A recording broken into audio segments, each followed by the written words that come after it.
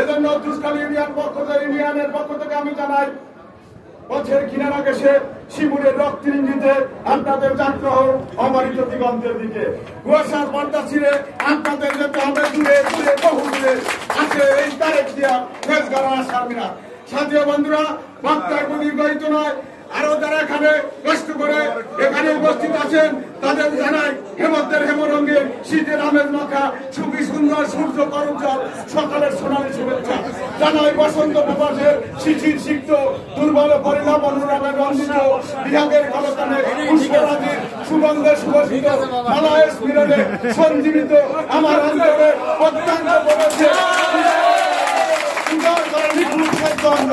সাথীয় বন্ধুরা, বক্তব্য দীর্ঘায়িত করবো না, মাত্র একটা কথা বলছে যে এ দল বাংলার রাখা রাজার দল। সাথীয় বন্ধুরা, আপনারা জানেন বিগত আওয়ামী লীগ বিগত আওয়ামী লীগ বাকশালী সরকারের আমলে বাংলার প্রত্যেকটি ইঞ্চি ছিল মানবতার বাধ্যভূমিতে পরিণত। টেকনাফ থেকে তেঁতুলিয়া প্রত্যেকটি জনপদে ছিল বাকশালী জালেমের কারাগারের চিন্তা। আপনারা জানেন নেতৃবৃন্দ, প্রধান অতিথি, বিশেষ অতিথি, উদ্বোধক সহ আপনারা এই মৌলবাদী আরে যারা এখানে উপস্থিত হয়েছে, আপনারা বাঁচাও বাঁচাও বলে চিৎকারের হাত থেকে দুষ্কালী সহ একটা মানুষও রক্ষা পায়নি। বন্ধুরা আমার, সাথীয় বন্ধুরা, আপনারা জানেন ওই বাকশালী সরকার আমলে মৌলবাদীকে গালি দিয়ে ইসলামকে স্তব্ধ করার ব্যর্থ প্রচেষ্টায় মেতেছে এই সরকার।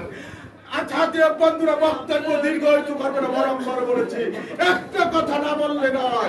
দুর্দিনে যারা ছিল তাদেরকে উদাত্ত আহ্বান জানাই, যারা দুর্দিনে ছিলেন না তাদেরকে, যারা দুর্দিনে ছিল, যারা বেলপাড় চেনে না, পল্টন চেনে না, তাদেরকে রাজপথে যারা ছিল না, নেতৃবৃন্দের সাথে যারা ছিল না, তারা যারা আগে ছিল দুর্দিনে ছিলেন তাদেরকে একটু জায়গা দেওয়ার জন্য অনুরোধ রইল।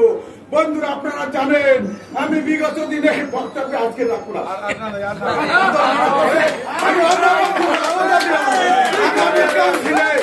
আপনাদের মনোভাব আমি ব্যক্ত করে ছাড়বো ইনশাল্লাহ।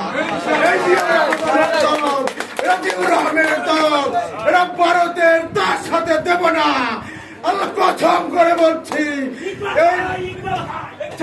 বন্ধুরা, আমি বক্তব্য পরিশেষে আপনাদের কর্মময় নিরাময় সুদীর্ঘ সুন্দর সার্থক জীবন কামনা করে আরো কামনা করে এই কাউন্সিল যেন সুস্থভাবে হয় এবং আপনাদেরকে যেন এমনি ভাবে আপন করে পায়।